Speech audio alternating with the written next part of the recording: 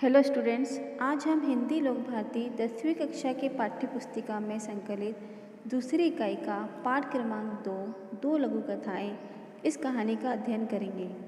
2 लघु कथाएँ यह कहानी लेखक नरेंद्र छाबड़ा जी द्वारा लिखी हुई है। सबसे पहले हम देखेंगे कि लघु कथाएँ क्या होती है। लघु अर्थात छोटी। इस तरह से छोटी कथाओं को ही, छोटी कहानियों को ही लघु कथाएँ कहा जाता है और इसमें किसी एक घटना को बहुत ही कम शब्दों में प्रस्तुत किया जाता है। दोनों लघु कथाएँ 2 अलग अलग घटनाओं व भावों को व्यक्त कर रही हैं। पहली लघु कथा में मनुष्य की संकुचित अर्थात छोटी विचारधारा व सामाजिक यथार्थ का चित्रण किया गया है और उन्होंने बताया है कि हम बड़ी बड़ी दुकानों और मॉल में चुपचाप पैसे देकर सामान ले लेते हैं, लेकिन वही चीज़ हम किसी रेहड़ी वाले, फेरी वाले से खरीदते हैं तो उससे मोल भाव करने लगते हैं। तो यह सोच हमारी छोटी सोच को दर्शाता है। इसकी बजाय हमें गरीब असहाय व्यक्ति की मदद करनी चाहिए। दूसरी लघु कथा में लेखक ने बताया है कि रिश्वतखोरी और भ्रष्टाचार ने किस तरह हमारे देश को खोखला कर दिया है। लेखक ने यहाँ यह बताया है कि भ्रष्टाचार और रिश्वतखोरी के कारण एक व्यक्ति योग्यता होने के बावजूद भी बेरोजगार रह जाता है, किंतु वो अपना ईमान नहीं बेचता। जिस तरह से प्रकाश की एक किरण अंधेरे को खत्म कर देती है, उसी तरह से सत्य एक न एक दिन प्रकाशित जरूर होता है और अगर ईमानदार व्यक्ति अपनी ईमानदारी पर टिका रहे तो वह अंत में सफलता प्राप्त कर ही लेता है। पाठ संबंधी जानकारी लेने के बाद अब हम बढ़ते हैं लेसन की ओर। तो इसमें पहली कथा है कंगाल। कंगाल यानी निर्धन या गरीब। लेखक कहते हैं इस वर्ष बड़ी भीषण गर्मी पड़ रही थी। भीषण यानी कि बहुत भयंकर। दिन तो अंगारे से तप ही रहे थे, रातों में भी लू और उमस से चैन नहीं था। लू यानी कि गर्म हवा और उमस यानी कि उष्णता, बहुत गर्मी। सोचा इस लिजे और घुटन भरे मौसम से राहत पाने के लिए कुछ दिन पहाड़ों पर बिताए। अर्थात लेखक सोच रहे थे कि जिस तरह लोग गर्मियों में छुट्टियां मनाने के लिए गांव जाते हैं या हिल स्टेशन जाते हैं, तो लेखक ने भी यह सोचा कि क्यों ना हम हिल स्टेशन घूम आए। अगले सप्ताह ही पर्वतीय स्थल की यात्रा पर निकल पड़े। 2-3 दिनों में ही मन में सुकून सा महसूस होने लगा था, मतलब मन को अच्छा लगने लगा था। वहाँ की प्राकृतिक सौंदर्य यानी कि ब्यूटी ऑफ नेचर्स, हरे भरे पहाड़ गर्व से सीना तान के यानी कि एकदम स्ट्रेट खड़े थे। दीर्घता सिद्ध करता हुआ वृक्ष, दीर्घता अर्थात बड़प्पन दिखाते हुए पेड़, पहाड़ों की नीरवता में हल्का सा शोर, पहाड़ों की नीरवता यानी कि पहाड़ों में जो शांति होती है उनमें हल्का सा शोर, अपना अस्तित्व सिद्ध करते झरने, झरनों की आवाज़ मन बदलाव के लिए पर्याप्त थे।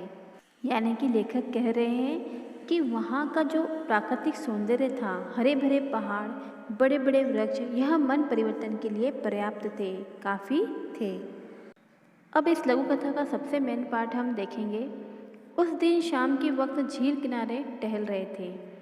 एक भुट्टे वाला आया और बोला, साहब भुट्टा लेंगे, गरम गरम भूनकर मसाला लगाकर दूंगा। सहज ही पूछ लिया, किसने पूछा? तो लेखक ने कि कितने का है?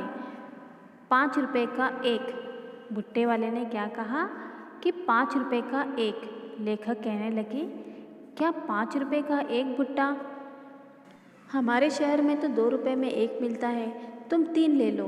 अब देखिए यहाँ पर लेखक ने शहर से कंपैरिजन करके उस भुट्टे वाले से मोल भाव किया। भुट्टे वाले ने कहा, नहीं साहब, 5 से कम तो नहीं मिलेगा। लेखक ने कहा, तो रहने दो। फिर क्या हुआ? हम आगे बढ़ गए, यानी कि लेखक आगे चले गए, यानी उन्होंने भुट्टा नहीं लिया। एकाएक पैर ठिठक गए, यानी पैर रुक गए और मन में विचार उठा। किसके मन में विचार उठा? अर्थात विचार आया तो लेखक के मन में कि हमारे जैसे लोग पहाड़ों पर घूमने का शौक़ रखते हैं, 1000 रुपये खर्च करते हैं, अच्छे होटलों में रुकते हैं, जो बड़ी दुकानों में बिना दाम पूछे खर्च करते हैं। तो यहाँ लेखक क्या कह रहे हैं कि हम और हमारे जैसे अनेक लोग घूमने का तो शौक़ रखते हैं, घूमने जाते हैं, पैसे भी बहुत अधिक खर्च करते हैं, अच्छी अच्छी होटलों में जाते हैं, बड़े बड़े दुकानों में, मॉलों में जाते हैं, वहाँ हम मोल भाव कभी नहीं करते, पर गरीब के 2 रुपए के लिए झिकझिक करते हैं। कितने कंगाल हैं हम। आगे कहते हैं, उल्टे कदम लौटा और 20 रुपए में 4 भुट्टे खरीद कर चल पड़ा। तो लेखक ने क्या किया, वापस उस भुट्टे वाले के पास गए और उस भुट्टे वाले से 20 रुपए में 4 भुट्टे खरीद लिए। तो यहाँ पर लेखक ने हमें यह बताया है कि हमें किसी गरीब से सामान खरीदते समय मोल भाव नहीं करना चाहिए। तो इस तरह से हमने इस कहानी को समझा। यह कहानी यहाँ समाप्त होती है। अगली लघु कथा है सही उत्तर, यानी कि राइट आंसर। अब तक वह कितने स्थानों पर नौकरी के लिए आवेदन कर चुका था। आवेदन यानी कि प्रार्थना पत्र दे चुका था। यहाँ पर लेखक ने एक युवक का उदाहरण देकर बताया है कि एक युवक है जो बहुत ही जगह पर यानी कि बहुत सी जगह पर जाकर साक्षात्कार दे चुका था। साक्षात्कार देना यानी कि इंटरव्यू देना, इंटरव्यू देकर आया था, परंतु उसके रिजल्ट, मार्कशीट, सर्टिफिकेट थे, सभी उसे नौकरी नहीं दिलवा पाए। हर जगह भ्रष्टाचार यानी कि करप्शन, रिश्वत का बोलबाला था। रिश्वत यानी पैसे खिलाकर या पैसे देकर काम करवाना। रिश्वत का बोलबाला होने के कारण योग्यता के बावजूद उसका चयन नहीं हो पाता था। यहाँ लेखक कह रहे हैं कि उस युवक के पास डिग्री थी, सभी सर्टिफिकेट थे, योग्यता थी, फिर भी उसका चयन यानी कि चुनाव नहीं होता था। हर जगह से अब वह निराश हो चुका था। भ्रष्ट सामाजिक व्यवस्था को कोसने के अलावा उसके वश में और कुछ भी नहीं था। यानी कि लेखक कह रहे हैं कि जो भ्रष्ट समाज व्यवस्था है, भ्रष्ट यानी कि मार्ग से विचलित व्यवस्था है, उसे कोसने यानी उसे भला बुरा कहने के अलावा उस युवक के पास कुछ नहीं था। अगर हम अपने बारे में ही सोचें तो हमें भी लाइफ में कितनी बार भ्रष्टाचार का सामना करना पड़ता है। कभी कोई एप्लीकेशन पास कराने में, तो कभी कोई काम निकलवाने में। तो हमारे पास भी इस भ्रष्ट समाज को कोसने के अलावा हमारे हाथ में कुछ नहीं होता। आज फिर उसे साक्षात्कार के लिए जाना है, यानी आज फिर उस युवक को इंटरव्यू के लिए जाना है। अब तक देश प्रेम, नैतिकता, शिष्टाचार, ईमानदारी पर अपने तर्कपूर्ण विचार बड़े विश्वास से रखता आया था, लेकिन इसके बावजूद उसके हिस्से में सिर्फ असफलता ही आई थी। यानी कि उस युवक ने अब तक देश के प्रति अपना प्यार, अपने वैल्यूज़, अपनी सोच, शिष्टाचार और उसकी सबसे बड़ी बात उसकी ईमानदारी, इन सब के बारे में उसने अपने विचार रखे थे, लेकिन उसका चुनाव नहीं हुआ, उसका सिलेक्शन नहीं हुआ। साक्षात्कार के लिए यानी कि इंटरव्यू के लिए उपस्थित प्रतिनिधि मंडल ने पूछा, यानी कि जो इंटरव्यूअर थे उसमें से एक अधिकारी ने पूछा, भ्रष्टाचार के बारे में आपकी क्या राय है। उस युवक ने कहा, भ्रष्टाचार एक ऐसा कीड़ा है जो देश को घुन की तरह खा रहा है। घुन एक प्रकार का कीड़ा होता है जो अनाजों में होता है और धीरे धीरे वह अनाजों को खराब कर देता है। उसी तरह इस युवक ने भ्रष्टाचार को उस घुन से कंपैरिजन किया है, यानी कि तुलना की है। इसने सारी सामाजिक व्यवस्था को चिंताजनक स्थिति में पहुंचा दिया है। सच कहा जाए तो यह देश के लिए एक कलंक है। कलंक यानी कि एक धब्बा है। अधिकारियों के चेहरे पर हल्की सी मुस्कान और उत्सुकता छा गई। उन्हें उस युवक के विचार अच्छे लगे।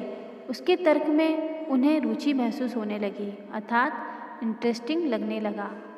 दूसरे अधिकारी ने प्रश्न किया, रिश्वत को आप क्या मानते हैं।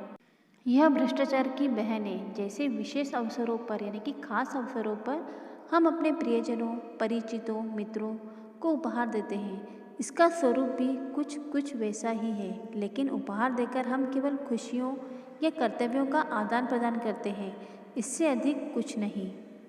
रिश्वत देने से रुके हुए कार्य, दबी हुई फाइलें, टलती हुई पदोन्नति अर्थात इंक्रीमेंट, रोकी गई नौकरी आदि में इसके कारण सफलता हासिल की जा सकती है।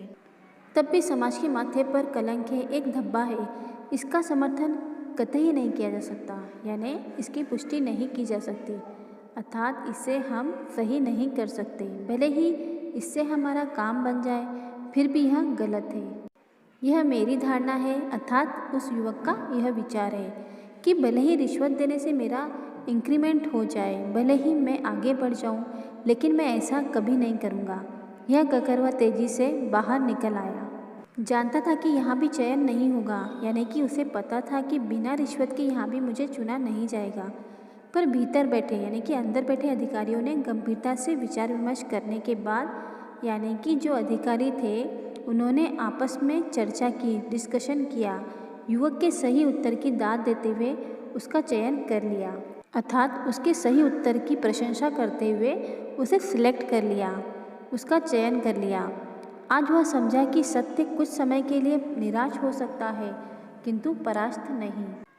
बिल्कुल सही बात, सच कभी छुपता नहीं है, एक न एक दिन वह सामने आ ही जाता है। अगर आपने ईमानदारी का रास्ता अपनाया तो वही ईमानदारी एक न एक दिन आपको सफलता जरूर दिलाएगी। तो इस तरह से दोनों लघु कथाएं यहाँ समाप्त होती है। उम्मीद है कि लेखक द्वारा दिए गए संदेश का आप अपने लाइफ में ज़रूर उपयोग करेंगे। धन्यवाद। Thank you for watching.